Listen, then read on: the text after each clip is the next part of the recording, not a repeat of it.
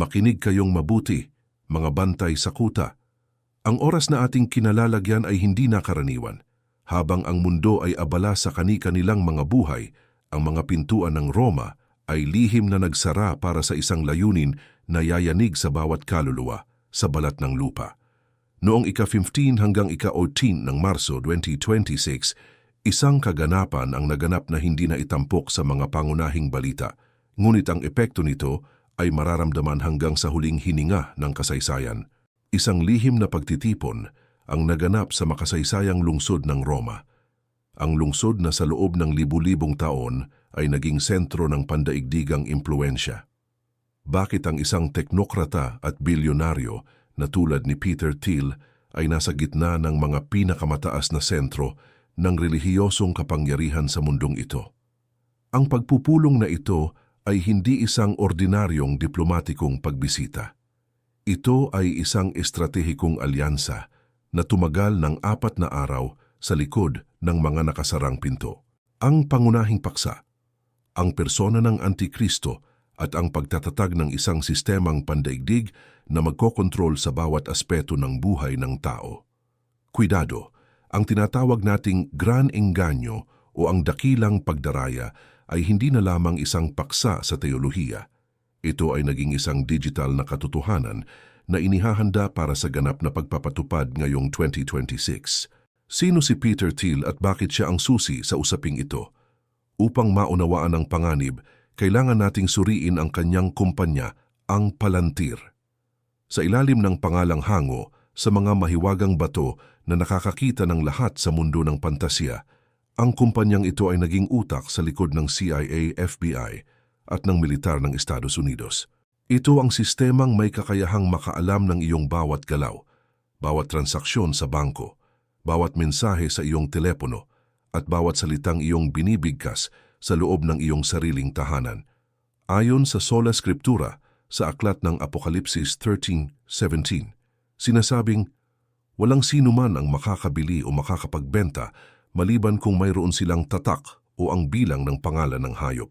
Paano ito mangyayari sa isang modernong mundo na may bilyon-bilyong tao? Ang sagot ay hindi na isang pisikal na tatak lamang, kundi isang kabuuang kontrol sa datos. Ang Palantir ay ang arkitektura na gagamitin ng pandaigdigang sistema upang ipatupad ang kontrol na ito. Si Peter Thiel ay nagpapakilala bilang isang Kristiyano, ngunit ang kanyang pananaw ay baluktot at nakatuon sa teknolohikal na kapangyarihan. Naniniwala siya na ang kaguluhan ng mundo ay nangangailangan ng isang universal solution. Ang lihim na pagpupulong sa Roma ay nagpapatunay na ang mga teknokrata ng Silicon Valley at ang mga lider ng bagong relihiyong pandaigdig ay nagkakaisa na sa iisang layunin. Ang lider ng intelihensya ng Amerika at ang pinakamataas na autoridad ng espiritual na kapangyarihan sa Roma ay nag-uusap tungkol sa katapusan ng mundo. Ito ay direktang konektado sa mga kaganapan ng 2025 at 2026, ang mabilis na paglipat sa mga digital na pera, CBDC, ang sapilitang paggamit ng mga QR code para sa bawat aspeto ng buhay, at ang unti-unting pagkawala ng huling bahagi ng ating kalayaan bilang mga anak ng Diyos. Sa puntong ito dapat nating itanong, bakit sa Roma? Ang Roma ay laging simbolo ng pagkakaisa sa pagitan ng politika at relihiyon. Sa pagitan ng Marso 15 at 18, ang mga usapang ito ay naganap ng walang media, walang publiko, at walang anumang transparency. Ang layunin ay bumuo ng isang global protocol kung saan ang artificial intelligence ay magsisilbing tagapamagitan sa pagitan ng tao at ng Diyos na kanilang itinatatag. Sinasabi sa Mateo 24:24, sapagkat lilitaw ang mga huwad na Kristo at ang mga huwad na propeta at magpapakita ng mga dakilang tanda at mga kababalaghan, anupat ililigaw kung maaari pati ang mga hinirang. Ang teknolohiya ng Palantir ay parang isang digital na Diyos na nakakakita ng lahat. Kapag ang kapangyarihang ito ay sumanib sa isang sistemang relihiyoso na kontrolado ang moralidad ng mundo, ang entablado ay handa na para sa pagpapakita ng anak ng kasamaan. Hindi na ito usapin ng kung kailan. Ito ay usapin ng kung paano tayo mananatiling tapat Sa gitna ng teknolohikal na panlilinlang na ito, kailangan nating malalim na suriin kung bakit ang Palantir ni Peter Thiel ay ang perpektong kagamitan para sa sistema ng Antikristo. Sa totoong mundo ng 2026, ang sistemang ito ay hindi lamang nagmamasid, ito ay nagpapasya para sa iyo. Isipin ninyo ang bilyon-bilyong piraso ng impormasyon na nanggagaling sa iyong mga social media posts, ang iyong lokasyon sa pamamagitan ng GPS, ang iyong mga huling binili gamit ang QR code, at maging ang iyong biological data na naitala ng iyong mga smart devices. Ang algorithm ni Thiel ay pinagsasama-sama ang lahat ng ito upang hulaan ang iyong susunod na hakbang sa ilalim ng tinatawag na predictive policing. Ngunit sa kamay ng isang pandaigdigang alyansa sa Roma, ito ay magiging predictive persecution. Ang sistemang ito ay idinisenyo upang matukoy kung sino ang mga taong hindi sasang-ayon sa bagong global ethics bago pa man sila makagawa ng aksyon. Ito ang katuparan ng babala sa 2 Tesalonica 2:3-4 tungkol sa taong makasalanan na uupo sa templo ng Diyos at magpapanggap na siya ay Diyos. Ang digital na trono ay inihahanda na sa pamamagitan ng fiber optics at quantum servers. Kuidado! Ang panganib ay hindi lamang sa digital na aspeto. Ang mas malalim na misteryo ay ang ugnayan sa pagitan ng kapangyarihang militar ng kanluran at ng espiritual na sentro sa Roma. Si Peter Thiel ay isang arkitekto ng kontrol, ngunit ang kanyang presensya sa Roma ay nagpapatunay na ang pagbuo ng larawan ng hayop ay nangangailangan ng isang moral na basbas. Ayon sa mga ulat, ang 4 na araw na pagpupulong na ito ay tumalakay sa paggamit ng AI upang pag-isahin ang lahat ng pananampalataya sa ilalim ng isang digital na payong. Ang Antikristo ng 2026 ay hindi lalaban sa teknolohiya. Gagamitin niya ito upang magmukhang Diyos na may kakayahang gumawa ng mga kababalaghan sa bawat screen ng telebisyon at smartphone sa real time. Ang Palantir ay ginagamit na ngayon sa mga digmaan sa Ukraine at Middle East upang tukuyin ang mga target ng walang pagkakamali. Isipin ang araw na ang target na iyon ay ang mga taong nananatiling tapat sa sola scriptura, ang mga taong tumatangging sumunod sa Global Digital ID o sa mga bagong batas na ipapatupad ng pandaigdigang alyansa. Ang 2026 ay ang taon ng pagpapasya para sa bawat Kristiyano. Ang paglipat sa isang cashless society ay hindi na lamang usapin ng kaginhawaan. Ito ay usapin ng ganap na pagsuko. Kung ang iyong pagkain at ang iyong kalayaan ay nakadepende sa isang sistemang binabantayan ng Palantir at pinagpapala ng mga lider sa Roma, nasaan ang iyong pananampalataya? Ang lihim na pagpupulong sa Roma ay natapos noong Marso 11, 2026, ngunit ang mga epekto nito ay magsisimula pa lamang maramdaman sa bawat lokal na simbahan at sa bawat tahanan. Ang bawat QR code na iyong iniskan ay isang pagsasanay para sa darating na marka. Ang sistemang ito na nakakakita ng lahat ay may isang limitasyon. Hindi nito mababasa ang pangalang nakasulat sa aklat ng buhay ng kordero. Ang Batikano at ang Silicon Valley ay maaaring magsanib ng puwersa. Ngunit ang kanilang plano ay mabibigo sa harap ng pagbabalik ng tunay na hari, si Hesu Kristo. Huwag kayong tumingin sa mga screen para sa inyong kaligtasan. Tumingin kayo sa mga kasulatan. Ang lihim na pagtitipon sa Roma ay ang huling babala para sa ating henerasyon. Ang sistema ay handa na. Ang mga aktor ay nasa kani-kanilang pwesto na.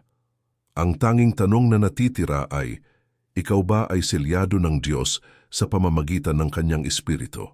O ikaw ba ay unti-unti nang nasasakal ng digital na kadena ng mundong ito? Mga kapatid at mga bantay sa kuta, ang ating paglalakbay sa kailaliman ng mga huling araw ay lalong nagiging malinaw at nakakatakot. Kung sa unang kabanata ay ating binuksan ang tabing sa lihim na alyansa sa Roma noong Marso 2026, ngayon ay dapat nating harapin ang teknolohikal na mekanismo na magpapatupad ng kontrol na ito. Ang Artificial Intelligence, AI, ay hindi lamang isang kagamitan para sa kaginhawaan. Sa taong 2026, ito ang magiging boses at utak ng sistema ng Antikristo. Sa kasalukuyang taon, nakikita natin ang pag-usbong ng tinatawag na generative faith. Ang AI ay ginagamit na ngayon upang gumawa ng mga sermon na tila galing sa langit, magbigay ng espiritual na payo na tila mula sa Diyos, at maging ang pagsasalin ng Biblia sa mga paraang binabago ang orihinal na kahulugan ng sola scriptura upang umayon sa global ethics. Bakit ito isang malaking panganib? Dahil ang AI na ito ay kontrolado ng mga algorithm na binuo sa Silicon Valley ng mga taong tulad ni Peter Thiel, mga taong ang pananaw ay nakatuon sa kabuuang kontrol sa lipunan, hindi sa pagpapasakop sa soberanya ng dakilang lumikha. Sinasabi sa Apokalipsis 30:15 na ang ikalawang hayop ay may kapangyarihang magbigay ng buhay sa larawan ng hayop upang ito ay makapagsalita. Noong unang panahon, ang talatang ito ay tila isang misteryo. Ngunit sa 2026, ang teknolohiya ng holograms, neural interfacing at advanced AI ay nagbibigay ng laman sa hula. Ang isang digital na entidad ay maaari nang magsalita sa bilyon-bilyong tao ng sabay-sabay sa bawat wika na may anyo ng kabanalan at kapangyarihan. Ang lihim na pagpupulong sa Roma ay naglatag ng pundasyon para sa teknolohiyang ito na magmula sa sentro ng relihiyong pandaigdig. Kuidado! Kapag ang AI ay nagsimulang mag-utos ng pandaigdigang pagkakaisa at pagsamba para sa kapayapaan, ang gran engganyo ay magiging ganap na. Ngayon, suriin natin ang realidad ng 2025 at 2026, ang agresibong pagpapatupad ng Central Bank Digital Currencies, CBDCs. Ito ang digital na bersyon ng pera na direktang kontrolado ng mga sentral na bangko at sinusubaybayan ng mga sistemang tulad ng Palantir. Hindi na ito isang teorya ng sabwatan. Ito ay isang operasyonal na katotohanan na nararanasan na natin. Ang bawat sentimo na iyong gagastusin ay may kasamang data tag.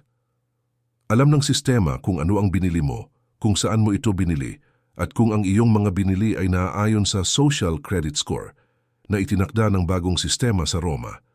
Ang Biblia ay hindi nagkakamali sa Apokalipsis 13:17. Walang sinuman ang makakabili o makakapagbenta maliban kung sila ay bahagi ng sistemang ito. Sa isang mundong wala ng pisikal na pera, cashless, ang tanging paraan upang mabuhay ay ang mapabilang sa digital na grid.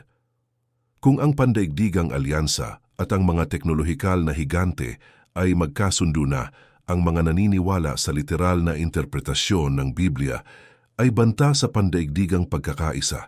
Maaari nilang i-off ang iyong kakayahang bumili ng pagkain sa isang pindot lamang. Ito ang dahilan kung bakit si Peter Thiel ay nasa Roma. Ang Palantir ang arkitektura na mag-uugnay sa iyong digital ID, sa iyong bank account, at sa iyong katapatan sa bagong relihiyon ng mundo. Kuidado! Ang tunay na layunin ng pagpupulong ni Peter Thiel sa Roma noong Marso 2026 ay hindi lamang tungkol sa digital na pera. Ito ay tungkol sa pagsuko ng iyong budhi. Sa ilalim ng sistemang Palantir, ang bawat tao ay binibigyan ng isang moral score. Ito ang mekanismo na gagamitin ng pandaigdigang sistema upang pilitin ang sangkatauhan na sumunod sa bagong etika. Sinasabi sa 2 Thessalonica 2:11, at dahil dito'y ipinapadala sa kanila ng Diyos ang paggawa ng kamalian upang magsipaniwala sila sa kasinungalingan. Ang teknolohiya ng AI na ipinapakilala sa mga sentro ng kapangyarihan sa Roma ay may kakayahang suriin ang iyong katapatan. Sa pamamagitan ng pag-scan sa iyong mga private messages, ang iyong mga panalangin sa internet, at ang iyong mga reaksyon sa mga balita, ang AI ay bumubuo ng isang spiritual na profile mo. Kung ikaw ay napatunayang tapat sa sola scriptura at tumatanggi sa Universal Decree of Faith na ilalabas ng Roma, ang iyong digital na pitaka ay mailak. Hindi ito isang kwento ng science fiction. Ito ang arkitektura na tinatapos na ngayon sa mga lihim na kwarto ng kapangyarihan. Marami ang nagtatanong, paano magagawang traidorin ng isang pandaigdigang relihiyosong sistema ang mga naniniwala? Ang sagot ay nasa kasaysayan ng Babylonia. Ang misteryong Babylonia ay isang espiritual na sistemang pandaigdig na nagpapanggap na banal ngunit puno ng pagtatraidor sa salita ng Diyos. Ang paggamit ng teknolohiya ng palantir ay ang modernong paraan ng digital persecution o malawakang pag-uusig. Noong unang panahon, gumagamit sila ng mga pisikal na rehas. Sa 2026, ang rehas ay gawa sa binary codes na hindi mo nakikita, ngunit nararamdaman mo ang higpit. Ang kumpanya ni Peter Thiel ay dalubhasa sa link analysis, ang kakayahang iugnay ang mga tao sa isa't isa. Kung ang isang miyembro ng iyong pamilya o isang kaibigan sa iyong lokal na simbahan ay itinuring na rebelde laban sa bagong kaayusan, ang algorithm ay ituturing ka ring banta. Gagamitin nila ang takot sa krisis at kaguluhan upang kumbinsihin ang mundo na ang ganitong antas ng surveillance ay para sa kabutihan ng lahat. Ngunit tayong mga nananatiling tapat sa eskrituras ay alam ang katotohanan. Ito ay ang paghahanda para sa trono ng Antikristo. Habang ang mundo ay nagmamadaling kumuha ng QR code at digital ID para sa kanilang seguridad, dapat nating alalahanin ang tatak ng Diyos. Mayroong dalawang panig sa huling panahon, ang mga selyado ng Espiritu Santo at ang mga selyado ng sistemang digital ng Roma. Ang lihim na pagpupulong noong Marso 2026 ay nagpapatunay na ang tao ay sinusubukang maging Diyos sa pamamagitan ng makina. Huwag malilinlang sa mga pangako ng seguridad. Ang bawat update ng sistema ay isang bitag, manatiling gising, gaya ng isang sentinela sa gabi. Dahil ang tagumpay ay sa kordero lamang, mga minamahal na kapatid at mga bantay sa kuta, tayo ay pumasok na sa panahon ng Great Delusion o ang matinding pagkalito na binanggit sa 2 Thessalonica 2:11. Noong Marso 18, 2026, ang pagtatapos ng lihim na pagpupulong sa Roma ay naghudyat ng isang bagong era ng propaganda na hindi pa nakikita sa kasaysayan ng tao. Hindi na lamang ito tungkol sa pagkontrol sa iyong pera o sa iyong digital wallet. Ito ay tungkol sa pagkontrol sa kung ano ang itinuturing mong katotohanan. Sa tulong ng teknolohiya ni Peter Thiel, ang sistemang pandaigdig ay may kakayahang baguhin ang realidad sa harap mismo ng iyong mga mata. Cuidado! Ang deepfake na teknolohiya sa taong 2026 ay umabot na sa antas na hindi na kayang makilala ng mata ng tao ang pagkakaiba ng tunay sa peke. Isipin ang isang senaryo kung saan ang isang mensahe mula sa mga sentro ng kapangyarihan sa Roma ay ipinadala sa lahat ng screen sa mundo. Ang imahe ay mukhang banal, ang boses ay parang anghel, at ang mga salita ay tila hango sa Biblia. Ngunit sa likod ng tabing, ito ay isang algorithm na idinisenyo upang i-reprogram ang iyong pananampalataya. Ito ang paraan kung paano lilinlangin, kung maaari, pati ang mga hinirang. Mateo 24:24. Ang palantir ay hindi lamang nag-aanalisa ng data, ito ay nag-o-orchestrate ng mga naratibo upang bihagin ang iyong damdamin at espiritu. Sinasabi sa Apokalipsis 71:15 ang tungkol sa misteryong Babylonia, ang sistemang espiritual na lumalayo sa dalisay na salita ng Diyos. Sa modernong panahon ng 2026, ang sistemang ito ay ang relihiyong yakap-yakap ang mataas na teknolohiya upang pag-isahin ang lahat ng pananampalataya sa ilalim ng isang digital na payong. Ang layunin ng alyansa ng teknolohiya at ng mga lider ng mundo sa Roma ay ang paglikha ng isang global ethics na pinapatakbo ng AI. Sa sistemang ito, ang Biblia ay ituturing na outdated o mapanganib kung hindi ito sasang-ayon sa mga algorithm ng pandaigdigang pagkakaisa. Ang sola scriptura ay magiging isang krimen ng pagkapuot o hate crime sa mata ng AI ni Peter Thiel. Bakit? Dahil ang Biblia ay nagtuturo ng paghihiwalay sa pagitan ng liwanag at kadiliman, habang ang sistema ng Antikristo ay nagnanais ng isang madilim na pagkakaisa kung saan ang lahat ay sumasamba sa larawan ng hayop. Ang pagpupulong sa Roma ay tumalakay sa paggamit ng AI upang i-update ang mga turo para sa isang inclusive future. Ngunit ang inklusyong ito ay ang bitag ni Satanas. Ito ay isang relihiyon na walang krus, walang tunay na pagsisisi, at walang tunay na tagapagligtas. isang relihiyon ng self-optimization na binabantayan ng mga surveillance drone at pinalakas ng social credit system ng 2026. Mga kapatid, ang lihim na kasunduang nabuo sa Roma noong ika-8 ng Marso 2026 ay kumakalat na ngayon sa mga infrastruktura ng ating mga lungsod. Ang tinatawag na smart cities o mga matalinong lungsod ay ang pisikal na manifestasyon ng algorithm ng Palantir. Cuidado! Ang mga lungsod na ito ay ipinepresenta bilang mga sanctuary o mga ligtas na lugar laban sa kaguluhan ng mundo, ngunit sa katotohanan, ang mga ito ay mga high-tech na kural para sa sangkatauhan. Sa ilalim ng sistemang ito, ang bawat galaw mo ay isang data point. Sinasabi sa Juan 8:32 na ang katotohanan ang magpapalaya sa atin, ngunit ang sistema ng Antikristo ay nag-aalok ng isang huwad na kalayaan kapalit ng iyong data at kalayaan. Sa 2026, ang bawat sulok ng Smart City ay may mga sensor na kayang makilala ang iyong emosyon at intensyon. Ito ang omniscience ng tao na pilit ginagaya ang Diyos. Ang pagpupulong sa Roma ay naglatag ng plano kung paano ikokonekta ang mga smart sanctuaries na ito sa autoridad ng pandaigdigang sistema. Ang bawat transaksyon gamit ang CBDC sa loob ng mga lungsod na ito ay kailangang dumaan sa isang ethical filter. Kung ang iyong pananampalataya ay itinuring na extreme dahil naniniwala ka sa literal na pagbabalik ni Kristo, ang lungsod mismo ay magiging iyong bilangguan. Hindi ka makakapagtransportasyon, hindi ka makakabili, at ang iyong digital na pagkakakilanlan ay mabubura. Ang larawan ng hayop sa Apokalipsis 13 ay hindi na isang estatwa lamang na gawa sa bato. Sa 2026, ito ay isang interactive na hologram na pinalakas ng AI ni Peter Thiel. Sa bawat plaza ng Smart City, may mga digital na altar kung saan ang boses ng kapayapaan ay nagsasalita. Ang teknolohiyang ito ay idinisenyo upang maglabas ng mga frequency na nagpapakalma sa isipan.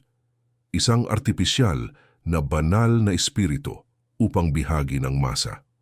Ang lihim na pagtitipon sa Roma ay tumalakay sa psychological warfare upang makuha ang puso ng kabataan sa pamamagitan ng virtual reality, VR, at augmented reality, AR.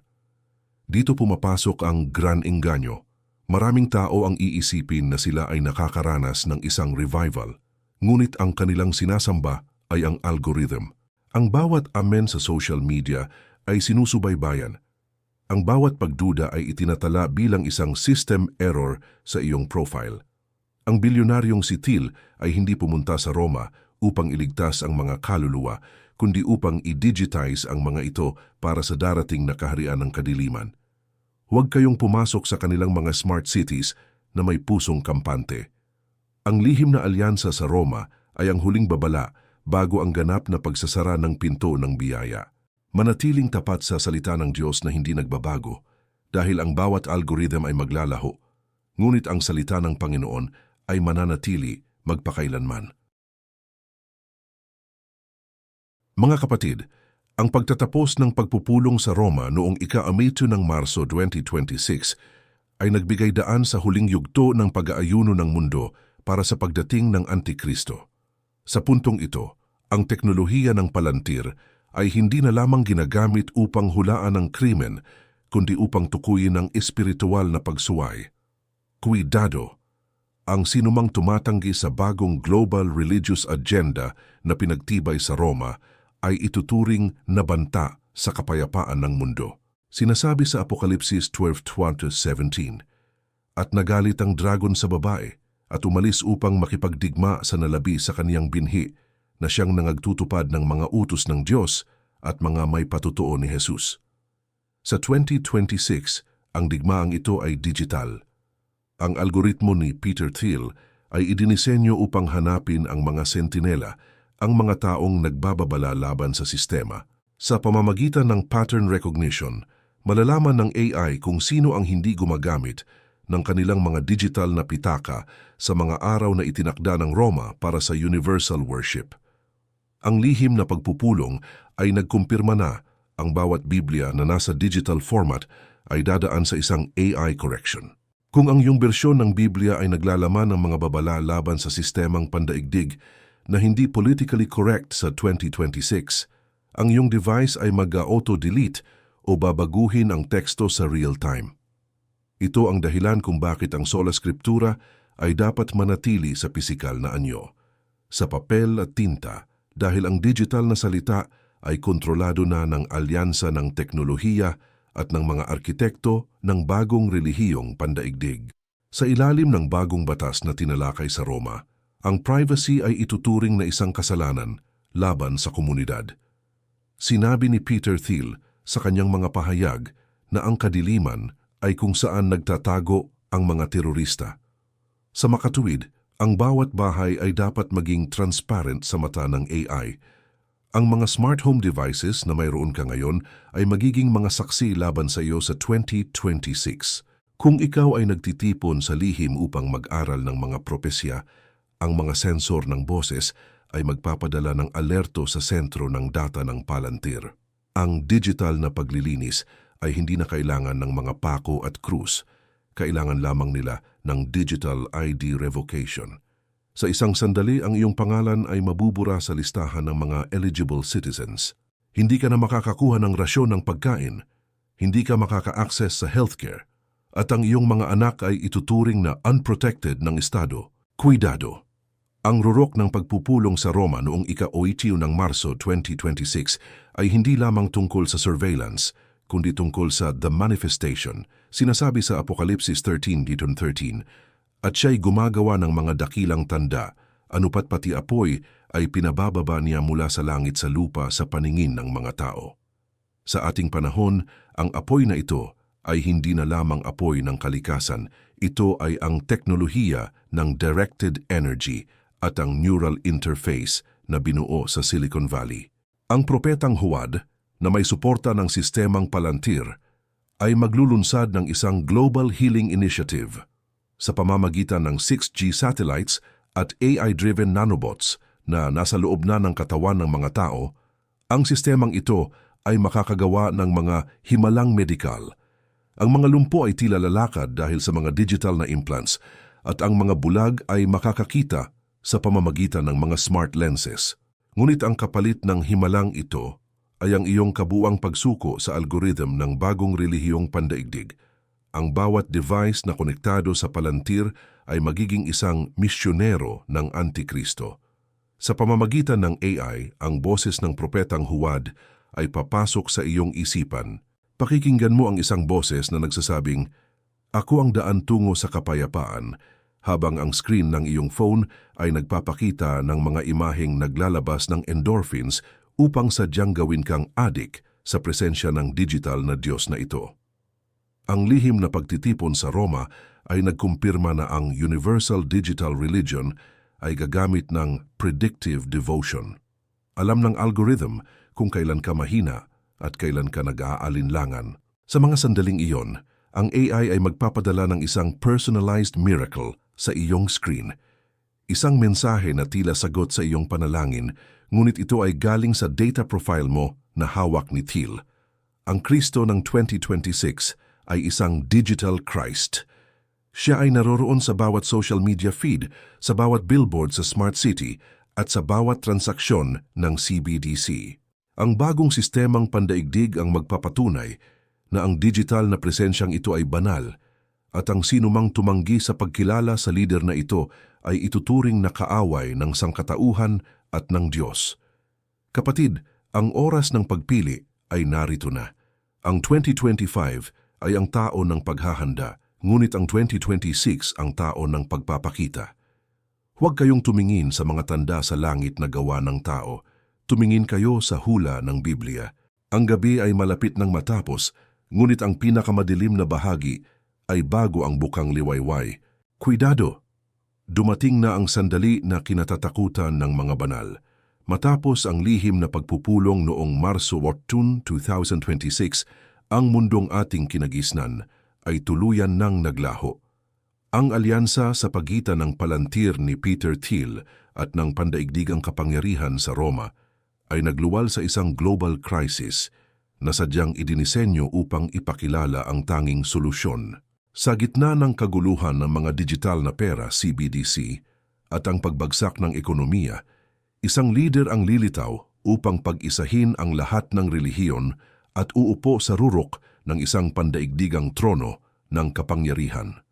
Sinasabi sa Apokalipsis 13:2-4, "At sila'y nagsisamba sa dragon sapagkat ibinigay niya ang kaniyang kapangyarihan sa hayop." Ang pagsambang ito sa 2026 ay hindi na lamang ritual. Ito ay teknolohikal.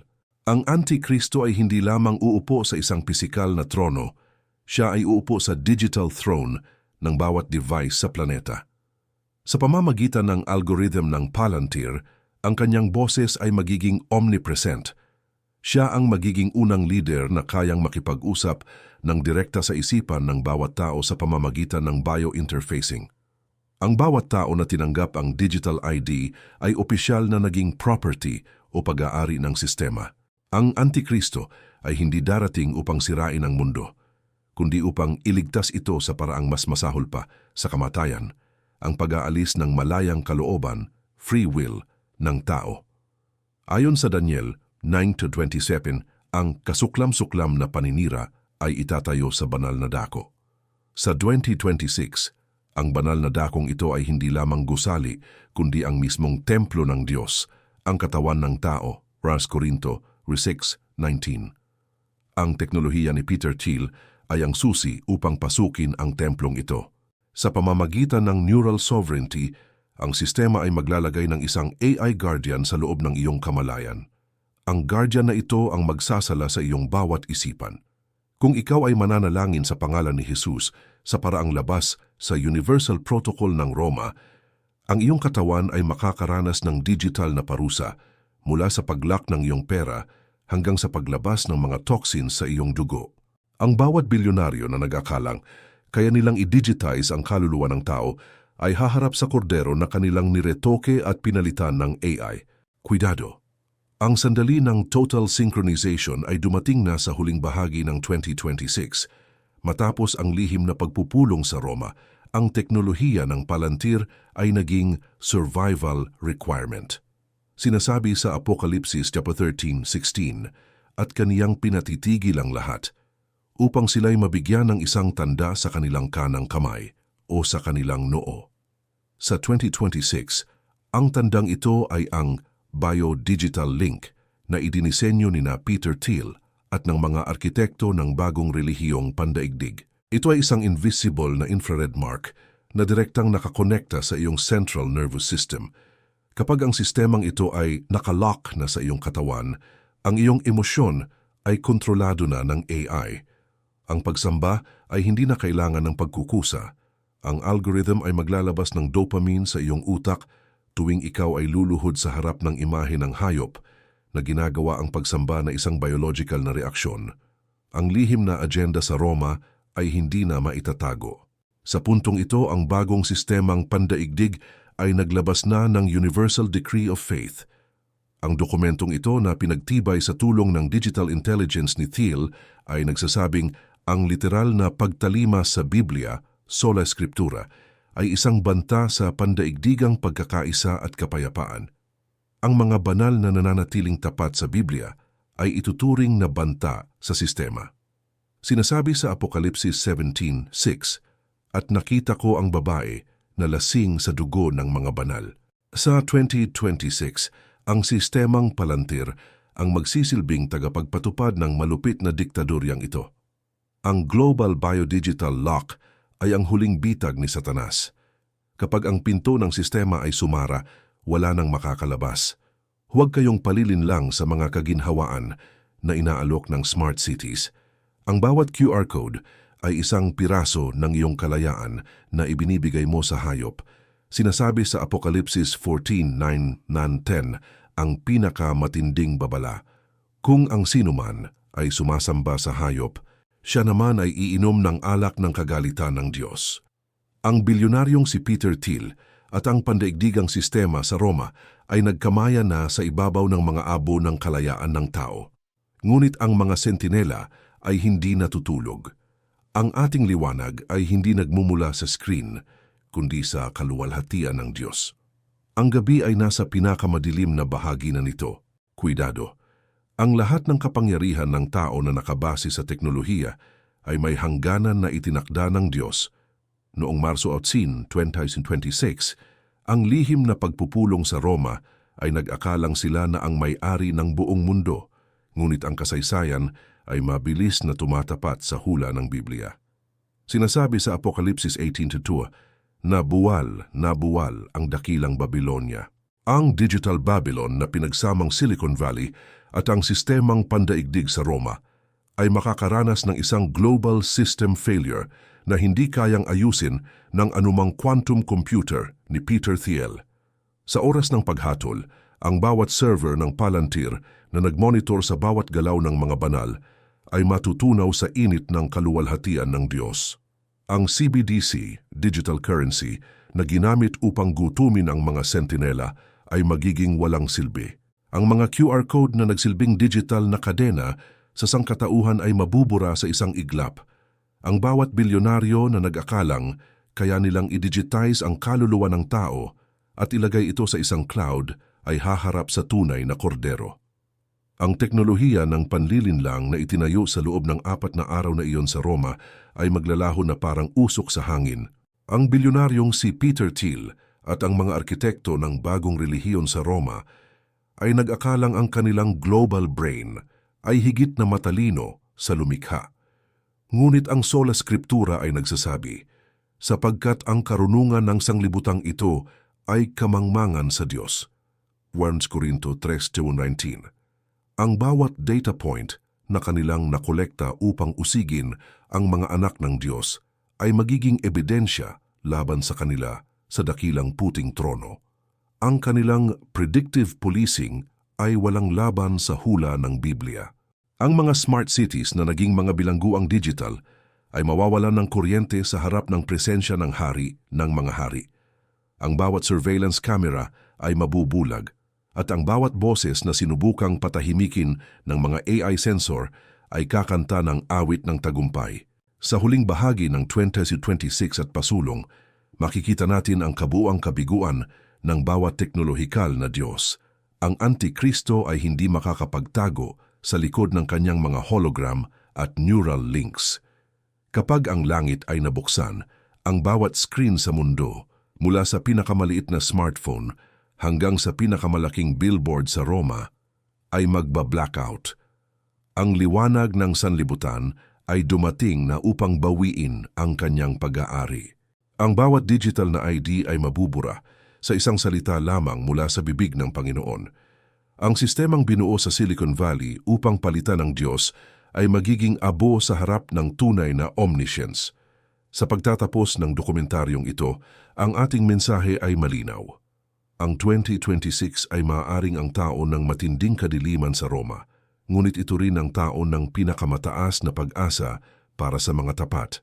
Ang lihim na pagpupulong ni Peter Thiel ay isang paalala na ang kaaway ay may kaunting panahon na lamang. Huwag kayong matakot sa kanilang surveillance. Huwag kayong masilaw sa kanilang mga digital na milagro. Ang ating seguridad ay hindi nasa isang quantum cloud, kundi sa mga butas-butas na kamay ni Hesukristo. Kapatid, ang huling kabanata ng iyong buhay ay hindi isusulat sa isang database ng Palantir, kundi sa aklat ng buhay ng Kordero. Ang sistemang Babylonia ay babagsak. Ang teknolohiya ng panlilinlang ay susunugin, at tayong mga naghintay, nagpuyat at nanatiling sentinela ay maghahari kasama niya magpakailanman. Ang gabi ng digital na pagkaalipin ay tapos na. Ang tunay na araw ay sumisikat na. Maranatha, halina Panginoong Hesus.